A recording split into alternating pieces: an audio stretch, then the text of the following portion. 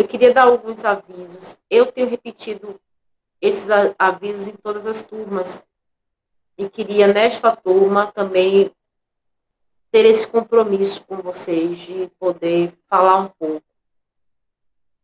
Primeiro, eu gostaria de me reportar à prova. Nós já temos assunto para a prova e estamos avançando, certo? E ainda não fiz a prova, mas vocês sabem que a prova constará de 10 questões. Nós teremos 10 questões objetivas, não haverá questão subjetiva. E a nossa prova será, me parece, não é? Boa noite. Me parece no início, me parece no horário da aula. Me parece no horário da aula. Salvo alguma modificação, alguma alteração que eu não tenha acompanhado. Eu estava entendendo que a prova poderia ser feita a qualquer horário no dia da prova, mas me parece que não, né? Que a prova deve ser feita no horário da aula. Constará de 10 questões. E são questões objetivas. Não haverá questão subjetiva. Vocês têm que treinar bastante esse ingresso no portal para a realização da prova, com login e senha. Boa noite. Para que no início não dê problema. O horário da nossa prova. O horário da nossa prova é o horário da nossa aula oficialmente. Me parece que a aula começa às 20h40 ou 20h50 ou 20h45, eu não sei. Eu poderia até olhar, mas não agora, porque eu estou sem meu celular e não tenho o horário. Então, qual o horário da nossa aula? É a partir das 20h40. Pronto. 20h40 vocês têm de ingressar no sistema, né? Para fazer a prova. Às 20h40. Tá bem, Sofia? 20h40 ingressa no sistema para a realização da prova. Tá certo? Não, não, Guilmar. Tem certeza que é 21h? Ah, então o horário oficial é 21h. Ah, certo, é porque aquela situação me atrapalha um pouco. Isso, então tá, 21h, perdão. O horário é 21h.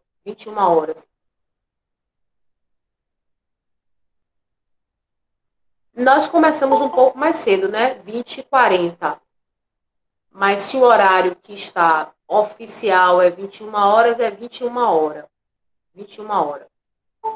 Certo? Então, o horário oficial é 21h. Nós é que começamos mais cedo, não é isso? Desde a época da aula presencial. Pronto. Mas o horário de vocês é 21h. 21. Tá bem, Marizane? Certo, Miguel? Então, Ivanilson, 21h. São 10 questões objetivas. 10 questões objetivas. Tá certo? E a prova será feita no horário da aula. São 2 horas de prova. Nesse dia, que será uma quarta-feira, eu vou estar aqui no Google Meet, certo? Com meu microfone ligado. E qualquer coisa que vocês tenham, qualquer dúvida, se travar o sistema, qualquer dificuldade, eu não vou auxiliar vocês nessa ferramenta, porque eu não sei absolutamente nada disso, nada. Quem eu posso auxiliar vocês no sentido de me dê o nome, me dê a matrícula, certo, Mari? Depois eu vou falar sobre isso. Me dê o nome, me dê a matrícula, para que eu, se vocês quiserem fazer um requerimento de segunda chamada ou algo assim, para que eu possa endossar isso, entendeu? Então, eu vou estar atenta aqui, dando um suporte que não é técnico, porque técnico, eu não entendo nada disso aqui, não é técnico, é um suporte muito mais psicológico, um suporte, eu diria, acadêmico para vocês, tá bem? Suporte acadêmico. Então, primeiro eu quero falar sobre as provas. 10 questões objetivas, prova no horário da aula, 2 horas de prova, tá certo? E eu vou estar aqui no Google Meet para uma eventualidade do ponto de vista acadêmico. Alguma dúvida sobre a prova? O assunto da aula, certo? Próxima semana nós temos aula normal, então o assunto será incluído. Isso aí você já sabe qual o ritmo. Quanto às tarefas, hoje eu passei pelo Comunique-se. Vocês sabem, né? Quem não tem Comunique-se está numa situação difícil. Quem não olha o Comunique-se, né? Porque a faculdade definiu que esse é o meio de o meio de cientificação geral, de comunicação geral. Então tem que abrir essa ferramenta. Quanto às tarefas, eu tenho passado semanalmente as tarefas. Eu já falei sobre isso em aulas passadas, certo? Mas eu vou falar mais uma vez, porque eu sou uma pessoa incansável. Vocês sabem que eu não me canso. Eu vou falar mais uma vez. Vou reunir aqui com vocês. Eu sou incansável. Eu já falei isso milhares de vezes. Mas é por isso que eu sou professora. O professor repete, não é isso? E eu sou fera nisso aí. E tem que ter desenvoltura e paciência, né? Eu já falei, mas eu vou falar mais uma vez. E vou falar incansavelmente com vocês. Essas perguntas, todas que estão escrevendo aí, eu já falei sobre tudo isso, mas eu vou falar mais uma vez. A tarefa é para ser realizada no portal. No portal EAD. Existe lá uma ferramenta em que vocês podem fazer a tarefinha de vocês, que consiste em uma pergunta. Vocês podem ser mais objetivos, na verdade, responder a pergunta. Mas vamos imaginar que haja uma impossibilidade, que vocês venham tentando e não consigam. Vocês vão fazer a tarefa.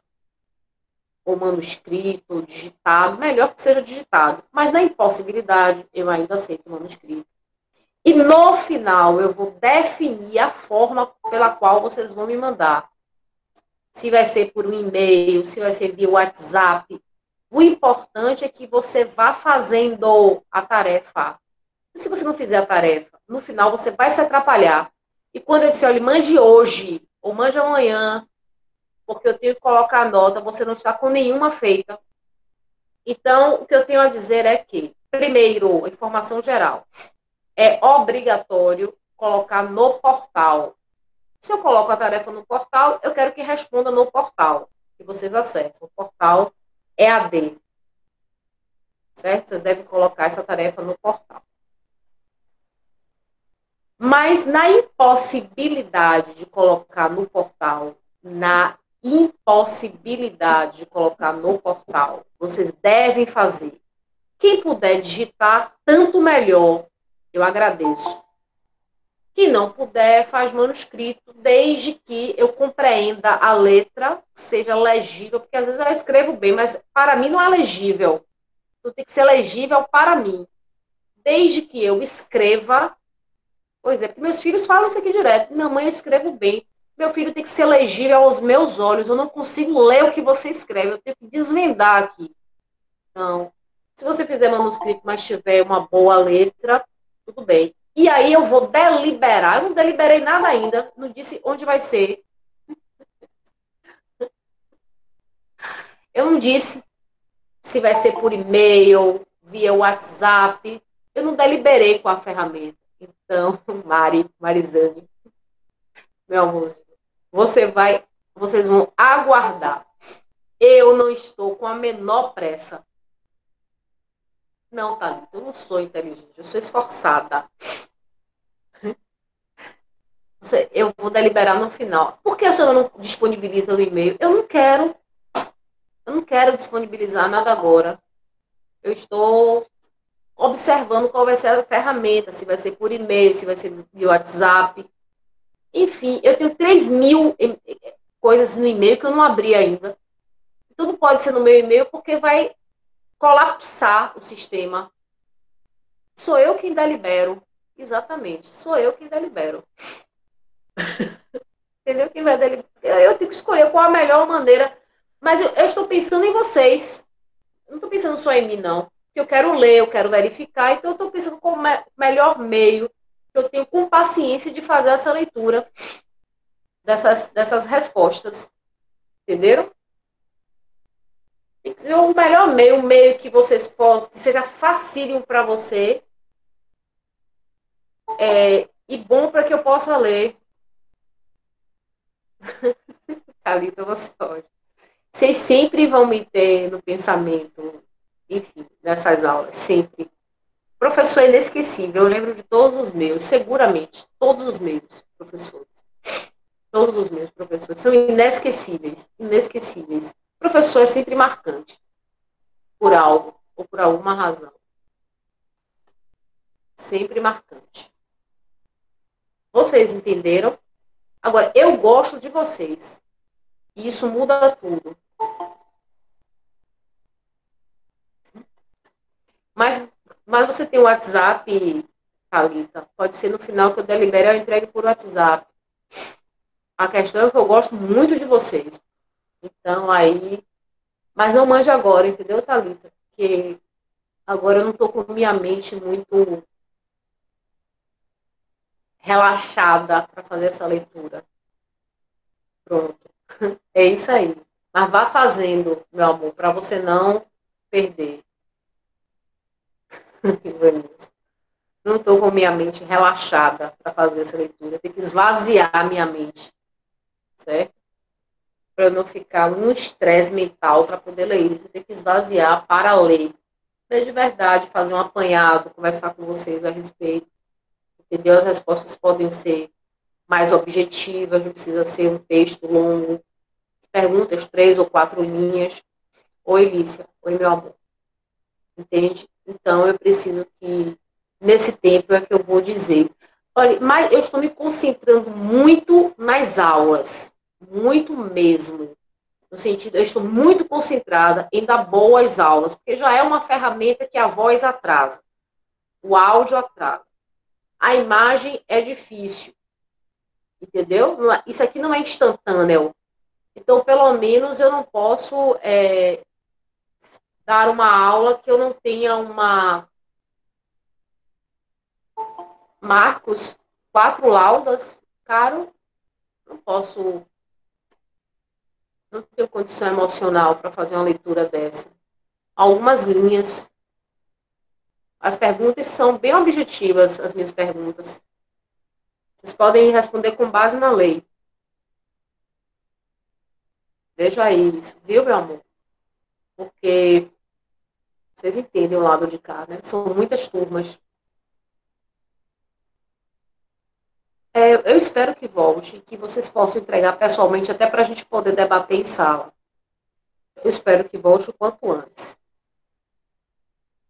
Não é verdade? Então, tenho tomado todos esses cuidados durante as aulas, certo? Para que isso possa agradar vocês nas aulas. Porque é uma ferramenta já que traz uma série de complicações. Imagine se nós não fizermos o melhor, no sentido de um desempenho.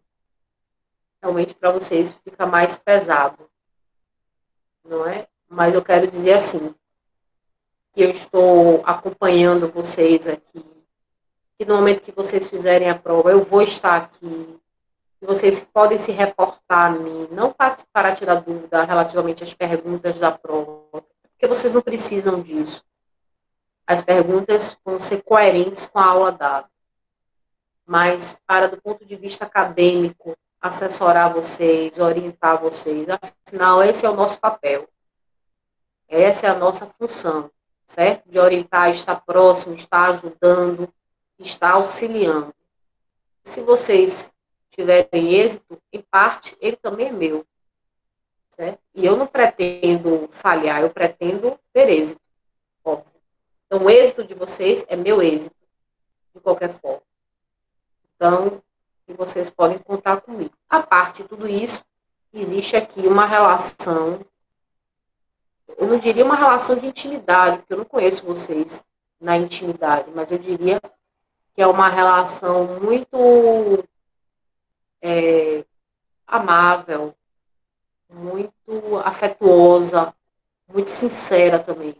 Vocês me conhecem, vocês me aceitam. Isso é importante para mim, essa aceitação que vocês têm em relação ao meu temperamento, porque eu sou uma pessoa geniosa. Vocês sabem disso, vocês já entenderam. O assunto vai até a semana que vem. Lei de execução a partir do artigo 1º. Certo? Então, eu sou uma pessoa muito geniosa. Vocês sabem disso. Então, vocês aceitam o meu gênio. Eu não sou uma pessoa fácil. Certo? Pois é, Marcinho. É mesmo. É isso, Dileno também, Gil, sabe? Aí a gente vai se entendendo. Vocês vão me conhecendo, eu vou conhecendo vocês. E dentro daí é uma relação afetuosa. Eu não estou aqui para prejudicar, eu estou aqui para ajudar a quem quer que seja, de forma indistinta, certo? Agora, é claro que vocês têm que fazer a parte de vocês no sentido do estudo, porque assim, ó, não é o professor que reprova o aluno, é o aluno que reprova a si mesmo na vida profissional dele. Então, tem de realmente estudar. É um amigo meu que disse isso, e você é muito geniosa. Eu realmente sou geniosa. Meu gênio é forte. Não tem jeito, eu controlo e disfarço o máximo quando eu quero alguma coisa, mas ele brota e eu não consigo mais colocar rédeas nele. Eu até disfarço, viu? Quando eu quero alguma coisa, eu disfarço. Mas, obrigada, Tânia. Mas na hora ele brota de uma forma que nem eu mesma consigo controlar. Mas enfim, talvez. Vocês conhecem os meus defeitos, vocês também conhecem. Eu tenho defeitos e vocês conhecem todos eles. Não, eu não faço mal, não. Eu não faço mal. Isso aí eu sei que não faço. Eu não uso isso aqui para prejudicar ninguém. Mesmo com raiva ou alguma coisa chateada, na hora eu recuo, porque para mim isso aqui está acima do meu gênio. Agora, na aula, às vezes eu sou mais contundente, sou mais firme, sou mais incisiva. Isso aí é porque é da minha personalidade, entendeu? Da minha personalidade. Fora que eu vivo com 5 homens, né? Então, 5 homens. Meu pai, meu irmão, meus filhos e meu sobrinho.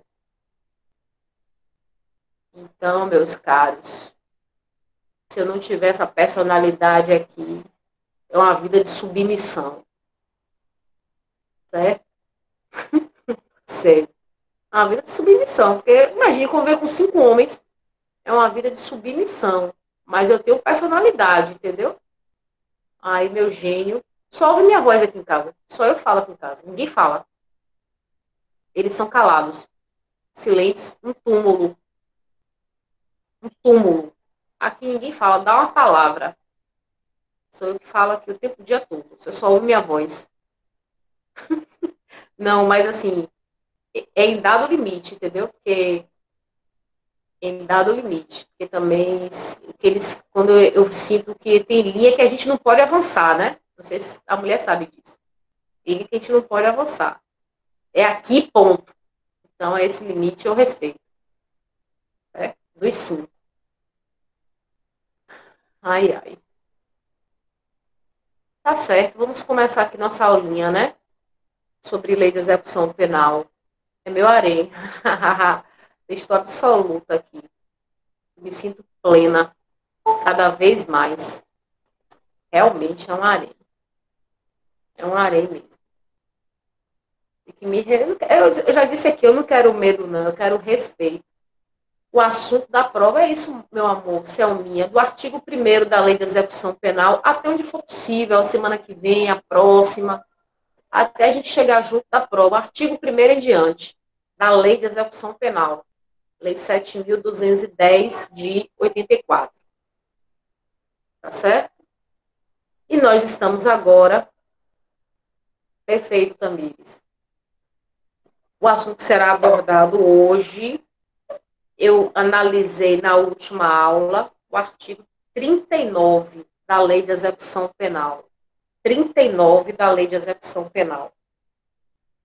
E o artigo 39 da Lei de Execução Penal estabelece os deveres do sentenciado.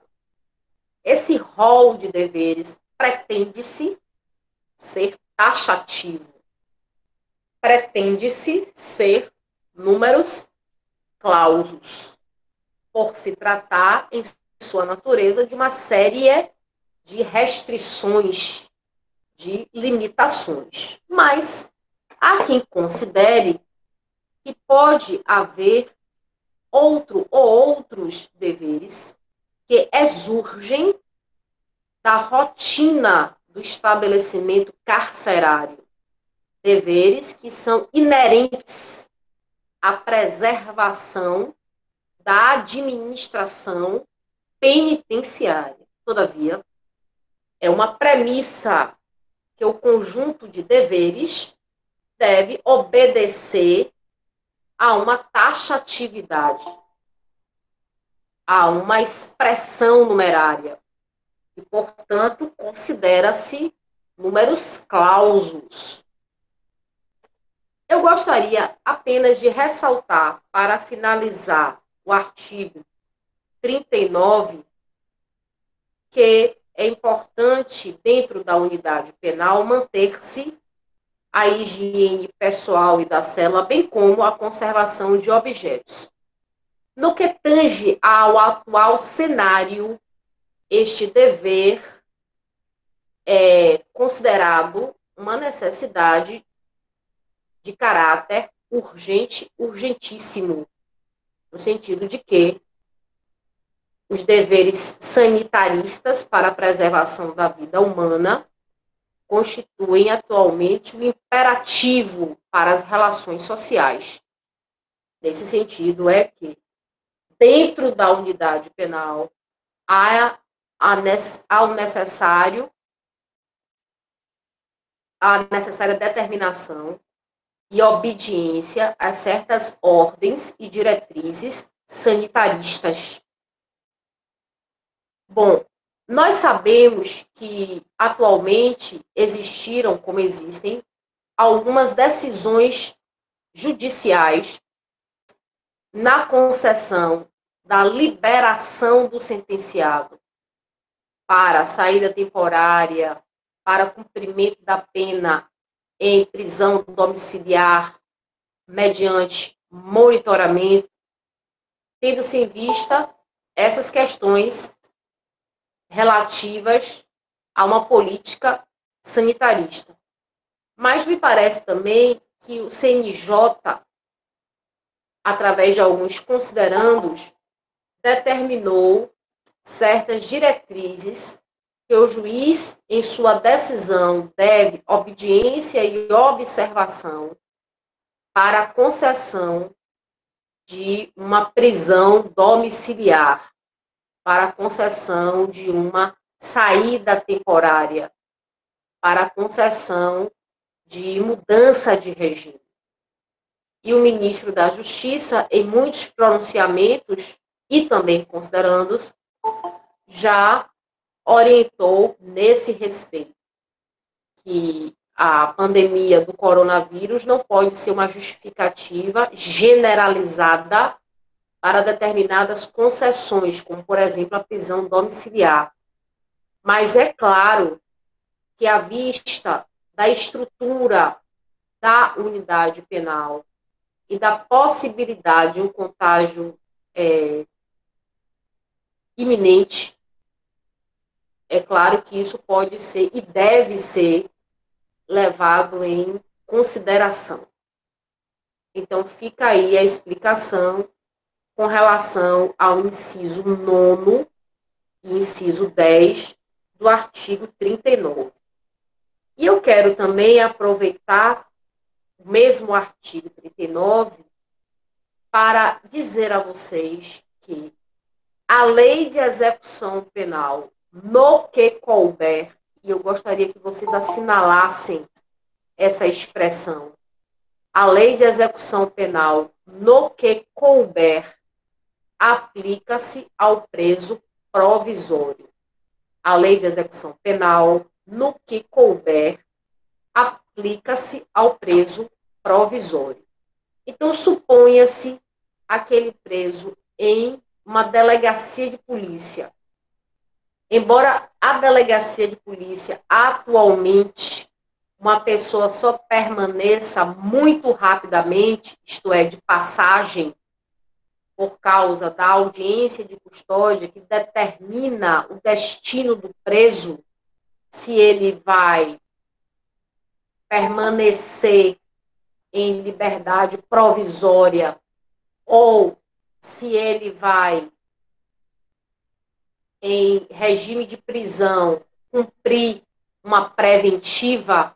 Então, em delegacia de polícia, a sua passagem é célere, é rápida.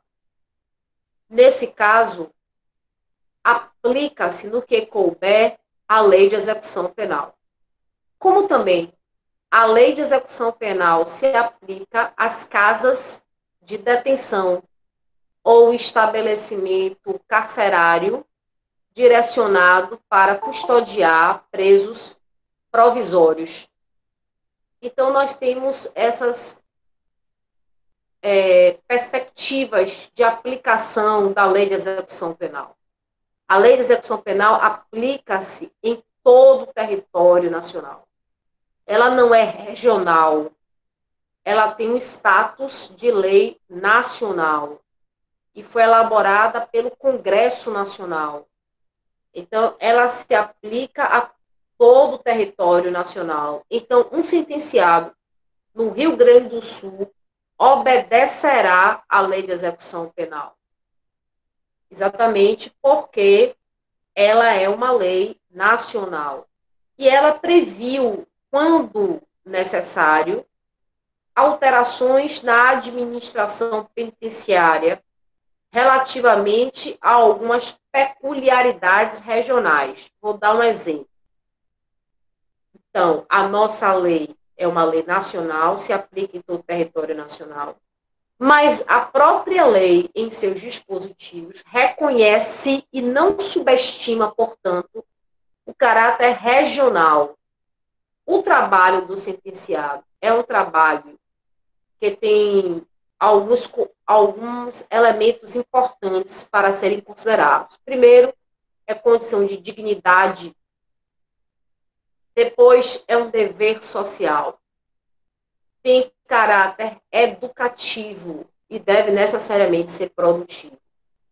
A lei de execução penal não estimula o trabalho artesanal, mas no próprio texto normativo, a lei de execução penal previu que deveria se excepcionar as regiões norte-nordestinas, norte-nordeste, onde o trabalho artesanal é um trabalho que é remunerado e é um trabalho, portanto, muito disseminado e integra, inclusive, a cultura.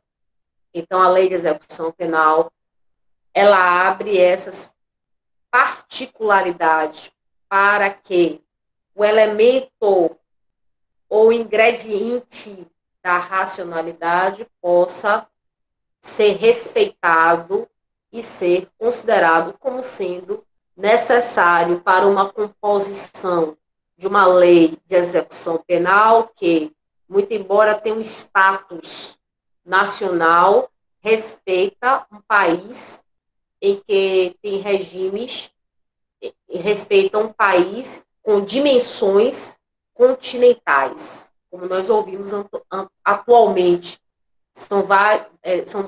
Não é um Brasil, vários países dentro do Brasil, por causa das peculiaridades das regiões. Brasis, né? São vários Brasis.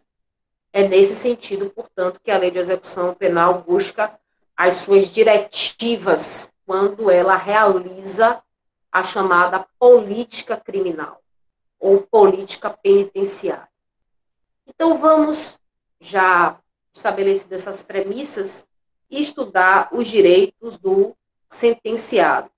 E eu, então, vou começar com o artigo 40. O artigo 40 possui um vocabulário, possui um preceito, eu diria mais, uma proposição, eu diria, imperativa, porque o artigo 40 estabelece, impõe-se a todos, às autoridades, o respeito à integridade física e mental do sentenciado, bem como do preso provisório. Então, essa linguagem imperativa, esse preceito, essa proposição imperativa, é justamente para convocar as autoridades o respeito à incolumidade física e à incolumidade mental do sentenciado. Seja propriamente um condenado, por pesar contra ele uma condenação criminal transitada em julgado, seja por se tratar de um preso provisório. A lei de execução penal quis colocar isso expressamente, a fim de espancar qualquer dúvida por parte do intérprete. E nós acompanhamos a evolução da lei de execução penal no sentido de por que colocar tão expressamente algo que me parece ser uma obviedade. Mas se nós remontarmos a história da lei de execução penal, vamos compreender que foi uma lei criada e editada ainda sob palio, a regência do regime militar, do regime autocrático. E, portanto, antes da Constituição de 88. Então, o legislador penal quis deixar extreme de dúvida, quis colocar de forma manifesta o respeito pela autoridade, qualquer que seja ela, em seu exercício relativamente a este direito do preso ou do condenado. A Constituição recepcionou, evidentemente, a lei de execução penal, nós já sabemos, mas a própria Constituição, no artigo 5º, não titubeia em colocar como sendo um direito fundamental a garantia da integridade física e da integridade mental do preso, vedando qualquer tratamento que possa ensejar constrangimento, humilhação ou situação vexatória, porque a prisão é uma contingência. O preso não pertence ao Estado, o preso pertence à comunidade, pertence à sociedade. Então, talvez o legislador tenha conduzido em consideração essas premissas e reforça a lei de execução penal a criação,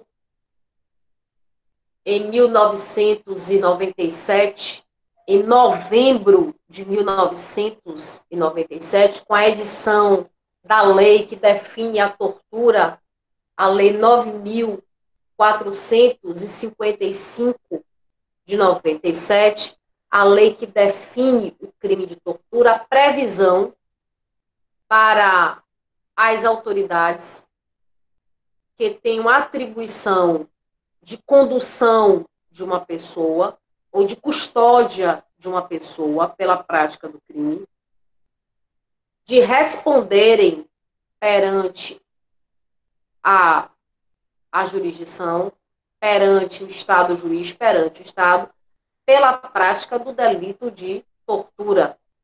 Então, essas autoridades, a par de responderem a um processo criminal, responderão a processo civil, a necessidade, portanto, de indenização. E, é claro, serão apenadas do ponto de vista administrativo, e a própria lei, nesse sentido, previu a perda automática do cargo. Então, no Brasil, qualquer pessoa, funcionário público, que pratique o delito de tortura, terá automaticamente a perda do cargo. Isso significa que o juiz não precisa fundamentar em sua sentença a perda do cargo, porque esta perda do cargo ela ocorre automaticamente por força de lei. Então, observe que eu possuo 3 normas que eu diria reforçam algo que para mim é uma obviedade, no sentido de que o imperativo do respeito à integridade física e mental da pessoa, independente de uma contingência que é a prisão. Mas eu tenho 3 leis, uma na esfera constitucional e as outras 2 na esfera infraconstitucional. A par estas observações, nós sabemos muito bem que o Brasil é signatário de vários tratados, que são acordos políticos internacionais, e que o Brasil é signatário de convenções contra a tortura. E essas convenções têm estatura de leis supralegais, ou seja, muito embora elas estejam abaixo da Constituição, dentro do direito doméstico, elas estão acima dos códigos penal e processual penal, bem como das leis extravagantes. Então, é nesse sentido que eu gostaria de fazer uma análise. Parece uma superfluidade, mas não é. Uma lei, ela pode ser interpretada do ponto de vista da sua formação histórica. Então, esta interpretação nos traz uma interpretação quanto ao meio empregado. E quanto ao meio, nós fizemos aí uma interpretação histórica em nossa exposição de motivos. Então, há uma necessidade de que esse artigo seja manifesto, de que seja expresso, e que tenha uma envergadura de direito constitucional, de direito fundamental. Tendo-se em vista a trajetória, o cenário político em que esta lei foi editada, em que ela foi concebida, em que ela foi criada. Então, o artigo 40 da Lei de Execução Penal jamais se tratará de uma superfluidade. Ele se impõe, inclusive, numa proposição nitidamente imperativa, impõe-se às autoridades. É nesse sentido que estabelece o legislador penal numa defesa, me parece, intransigente da vida e da integridade do sentenciado. Já o artigo 41 da Lei de Execução Penal estabelece aqui os direitos do sentenciado, que é claro, nós já aprendemos, se aplica concomitantemente ao preso provisório. A observação que eu fiz com referência aos deveres do sentenciado, que se trata de um rol, números clausos para muitos, é a observação que eu posso, a princípio, fazer neste momento para os direitos dos presos ou do condenado. Porém, aqui eu devo fazer a correção. Se trata de direitos, números apertos em direito, de direitos em números apertos.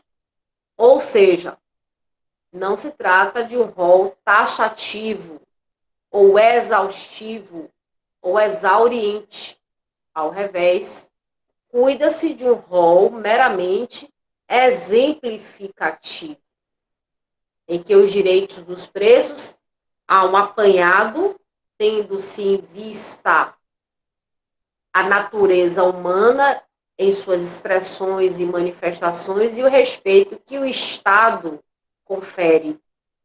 Mas é claro que outros direitos poderão ser conhecidos e adquiridos e incorporados a partir de uma rotina ou de uma vivência dentro do estabelecimento carcerário, compreendendo-se, todavia, a situação peculiar do preso, que se encontra atrelado, ligado, vinculado à sentença penal condenatória, inferindo-se, em consequência, a necessidade de que ele respeite certas constrições, porque essas limitações são inerentes ao processo de execução, de cumprimento de pena, submetido a um decreto condenatório.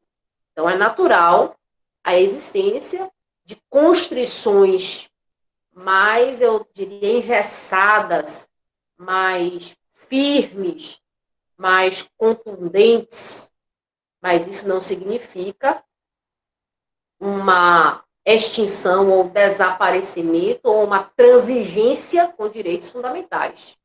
Mas sim, eu tenho de reconhecer que certos direitos não poderão ser exercidos em sua plenitude de forças, eu me refiro inclusive a direitos civis, tendo-se em vista esta contingência da custódia.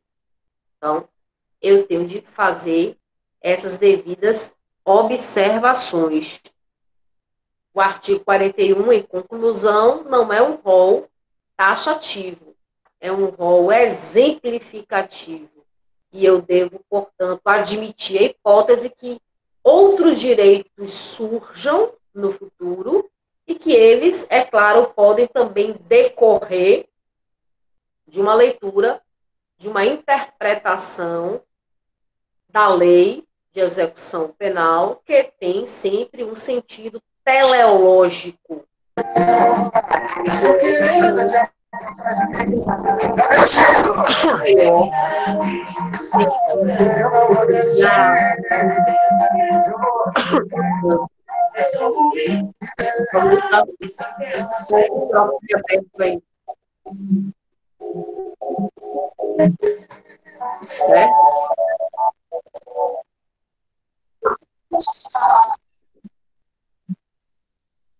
Então, alguém está com o microfone aberto. 3 toneladas do Gabriel de Jesus. Muito obrigado, filho. Muito obrigado pela sua doação. Como eu disse, Deus é muito bom com a gente. Nessa hora a gente tem que fazer mesmo. Muito obrigado, viu? Gabriel, gosto muito de você, tenho um carinho muito grande por você, um respeito muito grande por você. Que Deus abençoe muito a sua família, tá? Te dê muito em dobro aí que você está doando pra gente. Fala aqui. Você prefere continuar na live de... Como é o nome do cantor?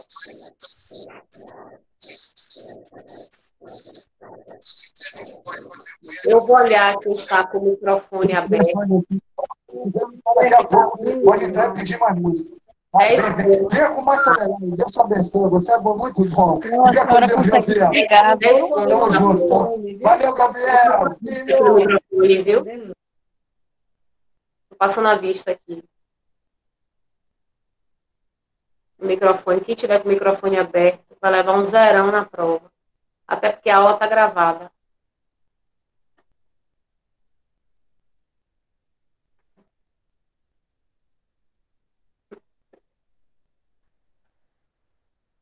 Certo. Eu, particularmente, não tenho nada a dizer sobre isso, gente. Sobre essas interferências. Eu queria saber como é que uma pessoa consegue assistir uma aula dessa e ao mesmo tempo ouvir Belo. Acho que porque você precisa concentrar muito, né? Não está assistindo aula, exatamente. Só está me vendo. Pois é.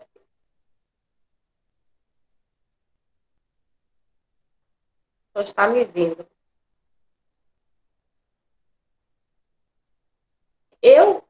Eu gosto de Belo. Eu também gosto de Belo.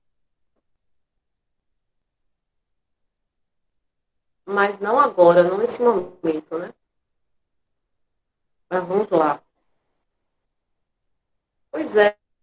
Tem que gostar, né? Deixa eu dizer uma coisa a vocês. Onde é que eu estava mesmo?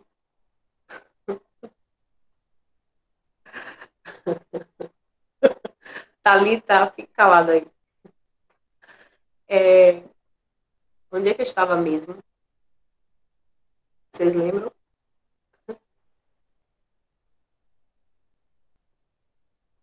Voltem aqui para a aula, fique pensando aí. Eu queria saber quem é que abriu o microfone aí para Belo.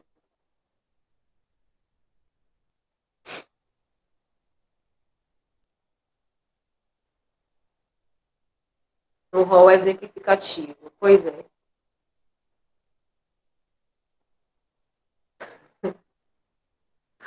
Pois é. O rol é um rol taxativo.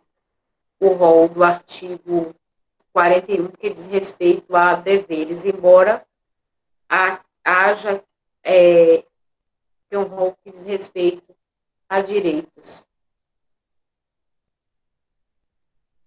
Eu quero ver todo mundo depois. Quem quiser aparecer, naturalmente, né? Pois é. É um rol de direitos, então não é um rol taxativo. É um rol exemplificativo. Certo? Bom, vamos lá. Artigo 41.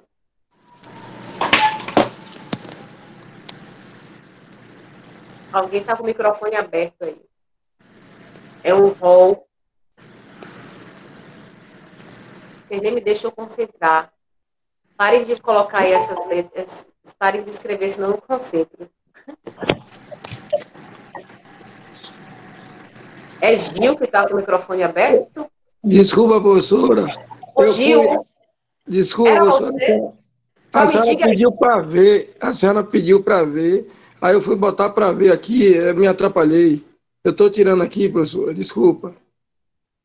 Foi eu me acuso. Agora foi eu. Você colocou Belo? Foi você que colocou Belo? Não, não. Belo não. Quem é belo eu sei. Só é se acusar. A senhora mandou, queria ver aí a pessoa. Eu apertei para ver aqui, mas não soube, não sei lidar mesmo com a informática. Gil, Aí estou você. tentando tirar aqui, ó. Gil que Hein? tá assistindo Belo. Quem, rapaz? Rapaz, se eu não gosto nem de Belo, Gil tá dançando ao som não de foi eu Belo, não, ele apareceu professor. Aí aí. é Ó. brincadeira dos caras. Eu gosto de Zezé de Camargo e Luciano. Certeza que Tira, foi ele. Pro. Professora, não E a foi, cara dele? professora. Mas eu não sou entregar, eu não vou entregar a pessoa, não. Eu sei quem foi. Se você não me entregar a pessoa, vai ser pior para você. Não, eu perco, mas não entrego. Eu não sou entregão. A senhora sabe disso. Agora eu quero sair daqui, não estou conseguindo, professora. O Eu pior não de quero tudo é me isso. ver. Eu não quero me ver. Eu não quero me ver. Ô, Gil, aperta o mesmo botão que você fez pra aparecer, Gil. A senhora mandou aparecer as Mas eu não pessoas. quero me ver, Gil, porque você ultrapassou hoje todos os limites. Não foi eu, não, professora de Belo, professora. Não foi eu, não. Eu estou aqui em casa, aqui, ó, sossegado aqui, assistindo a aula da senhora. Ou eu estou dizendo a senhora, estou aqui, ó, sentado aqui, ó. Gil, Vou só mostrar a por casa Deus aqui. que você. Hein? Aqui, professora, eu estou em casa, não tem belo nenhum aqui. Eu não quero nem me ver. Tá bom, eu Eu vou vou- continuar minha aula. eu estou querendo sair, eu vou até sair da aula aqui. Depois Fecha o microfone e fecha a câmera. eu estou tentando, professora. Sabe? É sério isso, Gil. Então faça silêncio. Bom, vamos lá.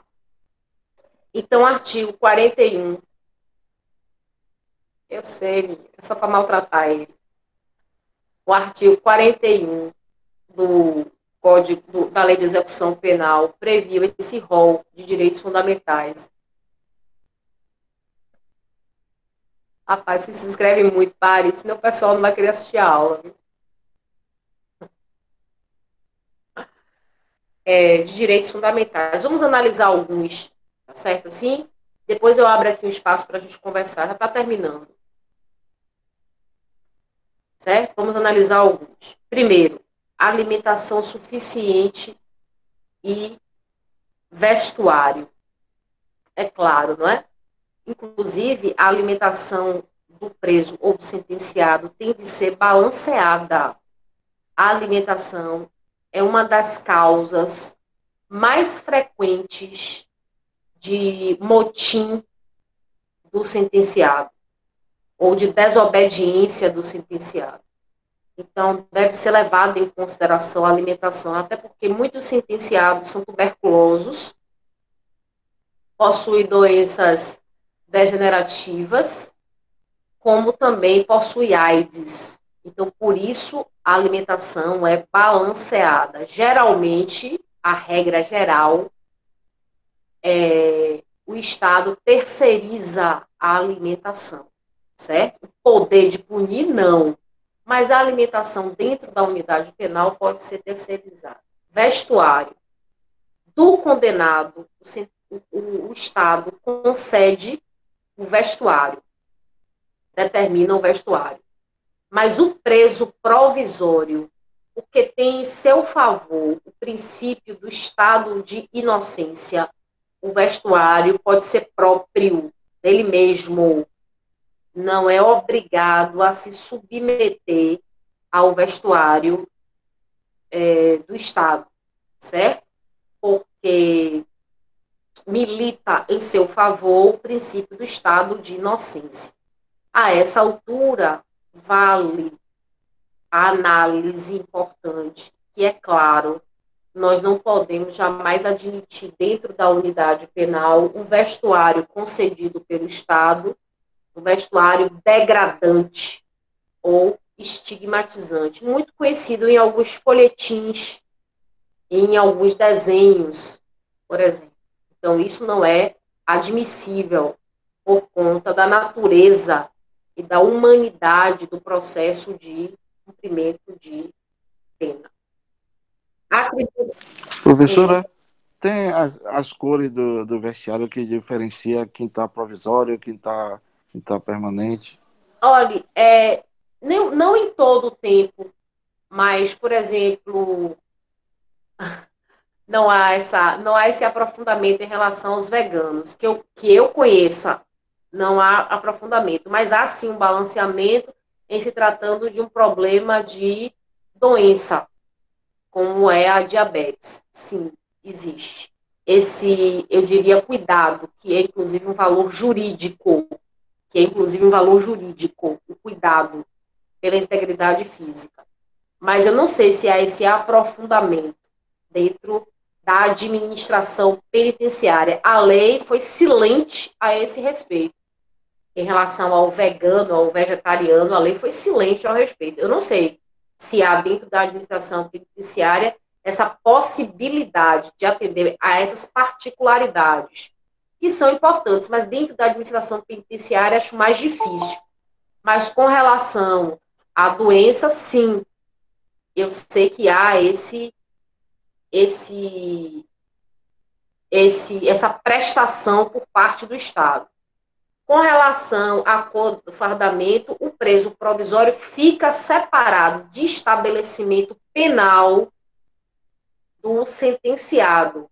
Então, não é pela roupa ou cor da roupa que se separa o sentenciado do condenado.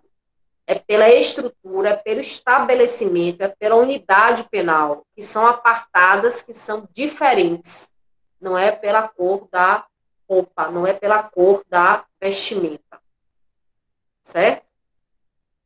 Então, existe a atribuição de trabalho e sua remuneração. O trabalho nós já estudamos, sabemos que o trabalho é um dever do sentenciado, a par de ser uma condição de dignidade humana, o trabalho é um dever do sentenciado. E é claro que este dever resulta ou decorre da sentença penal condenatória, a qual ele se encontra atrelado, ele se encontra vinculado. Então, o trabalho deve ser disponibilizado na unidade penal. Não existem meios coativos, físicos, para obrigar o preso a realizar atividade laborativa. Mas existem, em contrapartida, meios coercitivos. Então, é claro que em um trabalho sendo disponibilizado e o sentenciado não cumprindo, infere-se consequências, como, por exemplo, a dificuldade em se alcançar em curto prazo ou em prazo razoável o Instituto como livramento condicional, progressão de regime, comutação de pena, indulto e a própria remissão de pena, que reduz 3 dias na pena privativa de liberdade à razão de 1 dia de trabalho. Então, existe essa análise do trabalho do sentenciado, que é um mecanismo, antes de qualquer coisa, um mecanismo profundo de inserção social do trabalho, não é? Nós estamos vendo aí os esforços do governo, eu digo de um modo geral, vou usar a expressão melhor, vou melhorar essa expressão, os esforços do Estado, política de Estado, política de Estado, como sendo necessária de serem criadas para preservar a segurança alimentar, para preservar o emprego. Políticas de Estado. A necessidade de que se crie isso.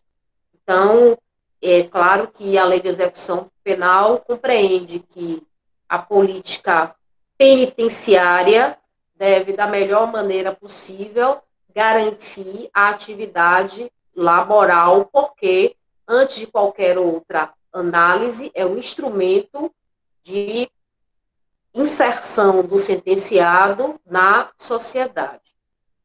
Previdência social. Eu pouco conheço sobre previdência social.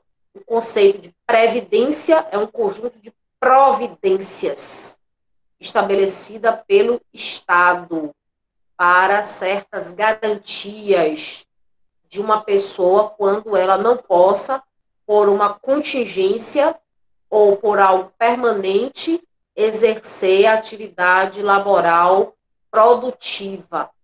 Então, nós podemos citar, no que tange ao preso, o auxílio reclusão. O que eu sei do auxílio reclusão é que a pessoa possui, por exemplo, é um requisito, carteira assinada, ou é devidamente, como se diz, né, na prática, carteira assinada, ou seja, uma carteira com preenchimento dos requisitos legais, e a pessoa venha praticar um delito, ela pode requerer o auxílio reclusão para a sua família durante algum tempo. Então, por exemplo, uma pessoa exerce um trabalho, este trabalho está validado por uma carteira regular e a pessoa vem episodicamente praticar um crime, ela poderá pedir o auxílio reclusão, não é para ela, é para a família durante algum tempo, certo? Um sentenciado em regime semiaberto possui direitos trabalhistas? Sim, desde que o trabalho remunerado não seja um trabalho dentro da unidade penal, seja um trabalho fora da unidade penal. Então, por exemplo, o sentenciado está em regime semiaberto, mas ele consegue um trabalho, este trabalho é regido pela CLT e ele cumpre o seu horário funcional, o seu horário de trabalho. Então, a carteira assinada, vou colocar essa expressão entre aspas, regular, validada, é por conta do trabalho que ele desempenha, obediente aos pressupostos, vontade livre e um homem livre que possa cumprir. Eu sei, ele está sentenciado, mas ele pode cumprir aquela atividade laboral e a sentença penal condenatória e o regime semiaberto não são um obstáculo. Seria se ele tivesse em regime fechado, porque no regime fechado ele não pode sair, a não ser em situações excepcionais de autorização de saída. Mas no regime semiaberto, sim, ele já pode sair e manter vínculos, inclusive trabalhistas. Isto não tem nada a ver com pecúlio. O pecúlio é um vínculo que ele possui com a remuneração que ele adquire dentro da unidade penal para determinados objetivos que ele deve cumprir. Então, ele exerce atividade laboral dentro da unidade penal.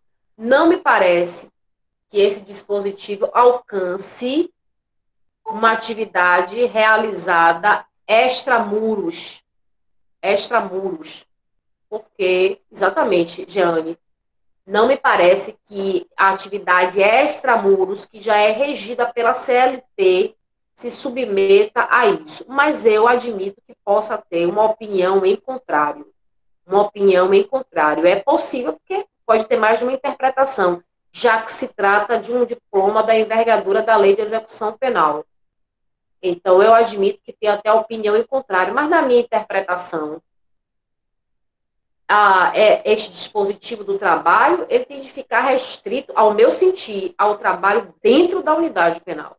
O trabalho que ele realiza com uma empresa privada fora da unidade penal, já regido pela CLT, me parece que há uma emancipação dessas exigências, uma libertação dessas exigências. Eu não me refiro quanto ao dever que ele possua de reparar o dano à vítima. Não é? Porque este dever, inclusive, é um dever que nós temos no próprio Código Penal, no artigo 90. Mas, com relação a outros deveres, me parece que pode haver uma suavização, pode haver um temperamento.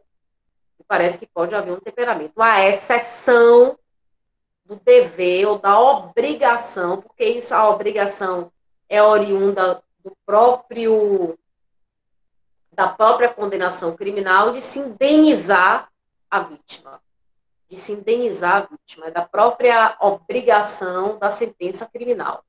Entendeu, Jeane? Você entendeu o que eu falei? Ou você tem alguma dúvida?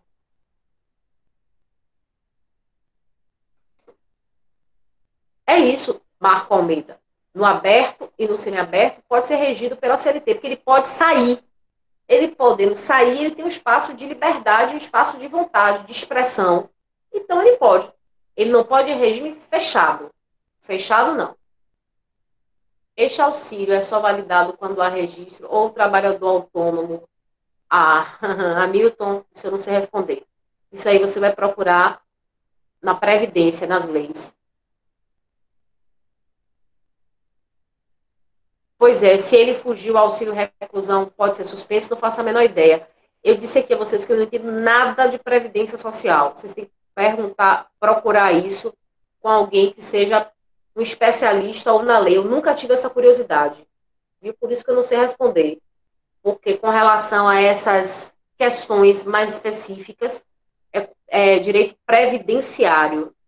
Eu não suporto o direito previdenciário, por isso eu não estudo, entendeu? Eu não me aprofundo. Então, eu só sei que precisa ter a carteira de trabalho, né? Que o auxílio é para a família, que é por algum tempo, eu sei isso, mas essas questões específicas, não. Se ele fugir, por exemplo, e xingue a ajuda, talvez não, porque essa ajuda seja direcionada à família. Eu posso ter uma interpretação mais benéfica para não atingir a família, não é, do sentenciado. Então, eu interpretaria dessa forma, escolheria esse caminho, porque A família não pode ser apenada, não pode ressentir de um problema criado por ele. Que resposta é essa, Márcio? Com referência ao quê? Não tenho dúvida. Semiaberto e aberto pode. A letra A, a resposta é não, né? Qual a letra A? Se ele fugiu, pois é, não é suspenso. Olha aí, eu nem sabia e respondi, porque, é claro, a família não pode ser prejudicada por um comportamento dele, entendeu? Aí a pena ultrapassaria, ou a situação penológica ultrapassaria a pessoa do condenado. E o princípio da personalidade da pena, entendeu?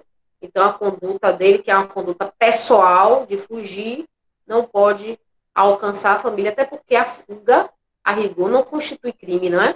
É mera falta disciplinar. A fuga só é... Exatamente, a fuga só é infração criminal quando o agente que foge utiliza a violência ou grave ameaça contra a pessoa.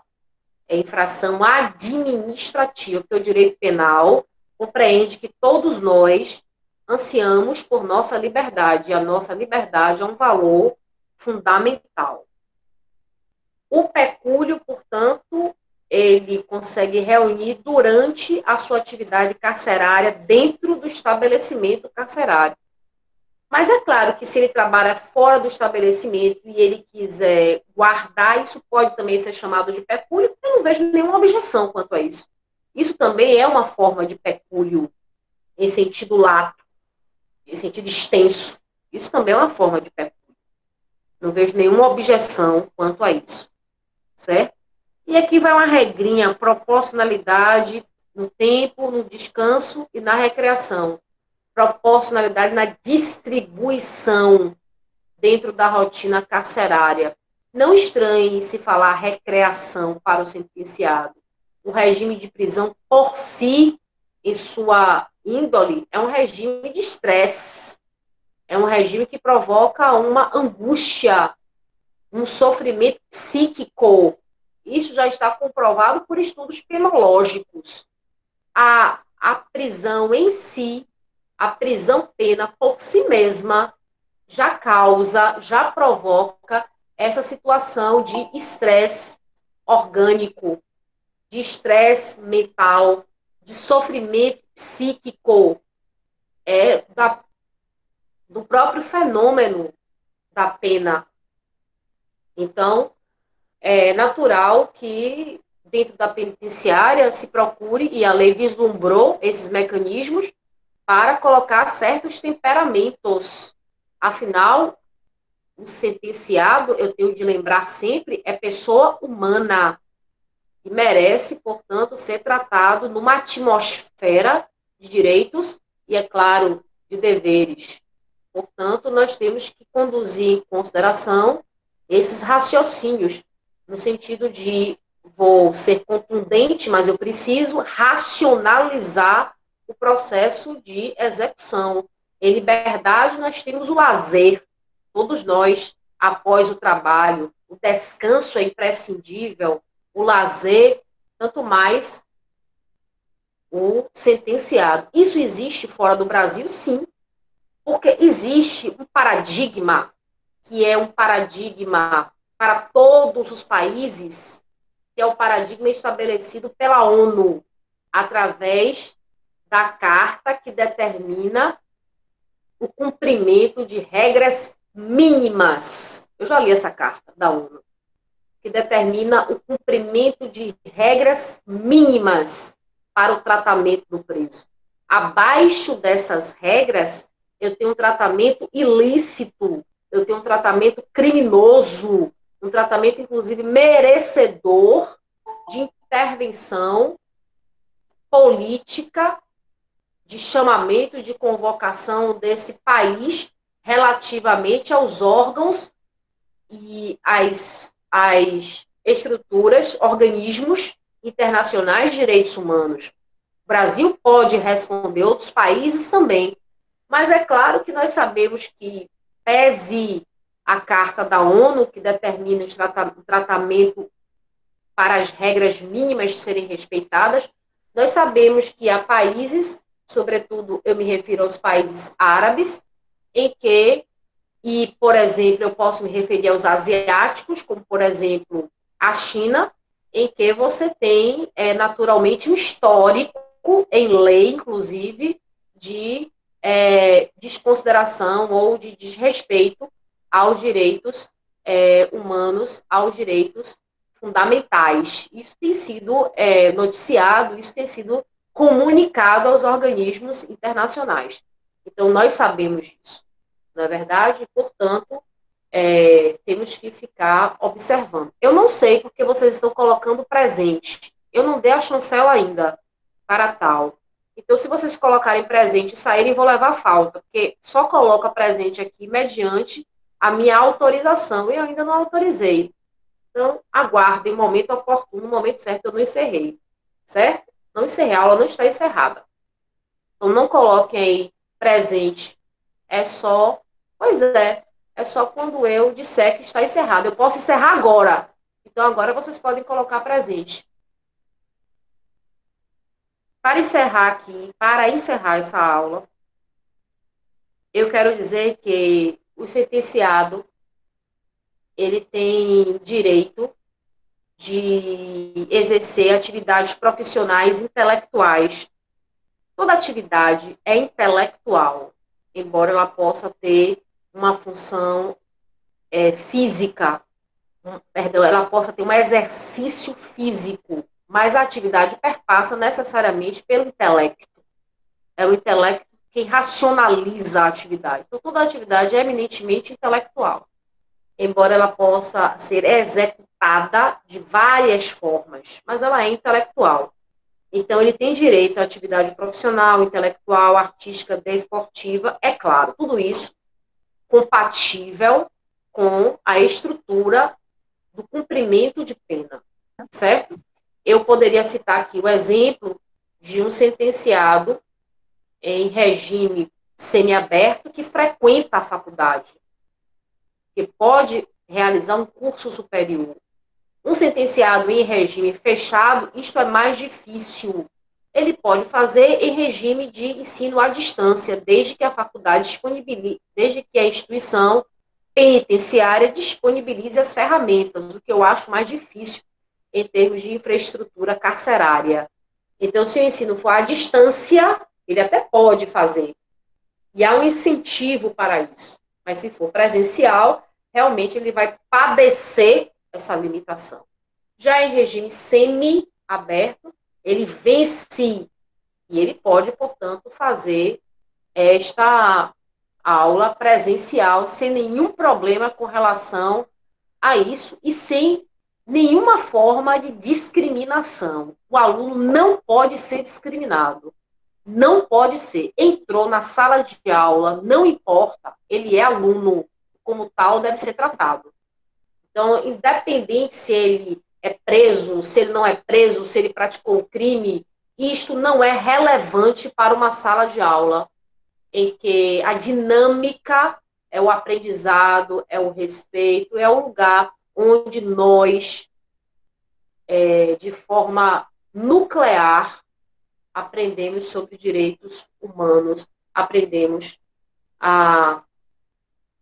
sobre direitos humanos. Dentro da unidade penal, eles têm direito a serem alfabetizados. Inclusive, a penitenciária Lemos Brito, que é a penitenciária aqui de Salvador, possui um convênio com a Secretaria de Educação para profissionais que, é claro, têm especialidade na alfabetização, certo?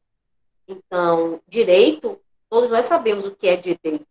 Direito é um princípio de adequação do homem dentro da sociedade. Eu acredito que o direito é um processo de socialização. E você tem de sair da faculdade melhor do que você ingressou. Pelo menos a faculdade deve cumprir esta missão. Agora nós encerramos a aula, vocês podem colocar presente. Se vocês quiserem aparecer aí menos Gil, para que eu possa ver vocês, por favor.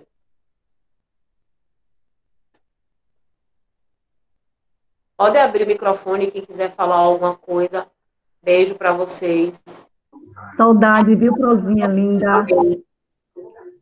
Muita saudade. Minha mãe chorando. Saudade, Tô viu, com tanta professora? Boa saudade. noite. Rapaz, o mundo deu volta. Minha Brincando, mãe, gente. a melhor foto que eu tinha. Que tá... Pro, um beijo, Pro. Só não vou Beijo. aparecer porque eu tô feia hoje. Ah, não. Jeane, você não pode aparecer, não, viu? Professora, responda meu pedido aí, por favor. Thalita, tá comendo água, Thalita? Selminha! Saudade, viu, já? Saudade de vocês. Eu tô feliz com vocês. Thalita, cachaceira! Beijo pra vocês, viu? Saudade. Vocês são uma onda, viu? Cadê Thalita, professora? Abraço, professora. Thalita, cadê professora? Thali, cadê Thali? Saudade de Thalita. Eu não vou aparecer não, porque eu tô de sutiã e eu já comi água do mundo todo hoje. Que é isso? Professora, tô na hora, viu, professora? Oi. Garçom, se a desgraça, traga aí uma cerveja e uma porção de pititinga, por favor. Tem camarão. Por favor. Professora, tô na hora, viu, professora? Thalita, gente, não é para beber hoje. Hoje é minha aula, é para vocês assistirem. Professora, a aula da senhora é a melhor aula que tem. Aí a gente fica o dia todo esperando. Dá tanta ansiedade que a gente tem que beber. Eu tô com saudade. Olha, eu tô aqui. 2 pontinhos para Thali. Eu gosto de vocês pra caramba. Eu já vim inventar desculpa, agora igual a Thalita, velho, não é normal, não. Sofia, sua miséria, bota aí 1 litro de pitu pra nós estourar. Saudade, cachaça. Ai, Thalita, por favor. Professora, Quem? tô na área, viu? Quem é? É Gil. Gil, perdeu um ponto. Perdeu um ponto, Gil. Eu não quero nem Não falar. perdi não, professora. Não perdi não, não foi eu não. Olha, vou levar a senhora onde Zezé de Camargo cantou, viu, professora?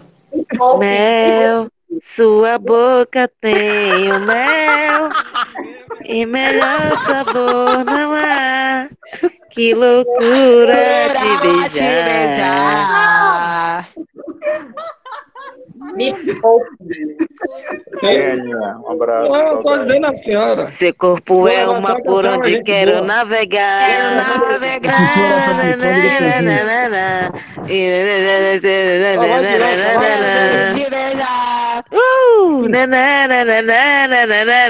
No seu cabelo, cheiro bom que fica pelo ar. Quando o seu perfume de você inara.